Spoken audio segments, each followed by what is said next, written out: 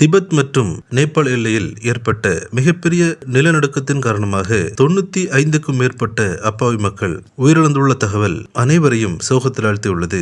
2024ஆம் ஆண்டின் இறுதி மற்றும் 2025ஆம் ஆண்டு தொடக்கத்திலேயே பல அதிர்ச்சி தகவல் வெளியாகியுள்ளது. அதில் குறிப்பாக இன்றைய தினம் திபெத் மற்றும் நேபாள் எல்லையில் மிகப்பெரிய அளவில் சக்தி வாய்ந்த நிலநடுக்கம் ஏற்பட்டது. இது ரிக்டர் அளவில் 7.1 பதிவாகியுள்ளது.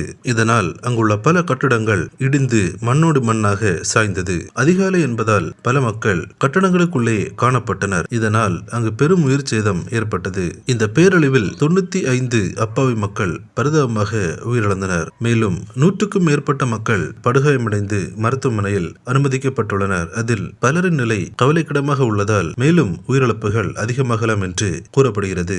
நம் பரிசுத்த வேதாகமத்தில் சொல்லப்பட்டது போல கடைசி காலங்களில் யுத்தங்கள், பஞ்சங்கள், கொள்ளை நோய்கள், பூமி அதிர்ச்சிகள் நம்முடைய காலகட்டத்தில் மிக வேகமாக நடைபெற்றுக் கொண்டிருக்கிறது. இவையெல்லாம் சம்பவிக்க வேண்டியதே. ஆனாலும் ஜெபிக்க வேண்டியது நம்முடைய கடமை. கிறிஸ்துவுக்குள் பிரியமானவர்களே, உயிரிழந்த மக்களின் குடும்பத்தாருக்கு தேவன் தாமே ஆறுதல் அளிக்கும்படியாகவும் பாதிக்கப்பட்ட மக்கள் சீக்கிரமாக குணமடையும்படியாகவும் நாம் அனைவரும் ஜெபித்துக் கொள்வோம். கிறிஸ்துவுக்குள் பிரியமானவர்களே, இந்த தகவலை தவறாமல் உங்கள் நண்பர்களுக்கும் பகிருங்கள். எங்களோடு இணைந்து பயணிக்க இந்த சேனலை சப்ஸ்கிரைப் செய்து கொள்ளுங்கள். தேவன் தாமே உங்களை ஆசீர்வதிப்பாராக. ஆமென்.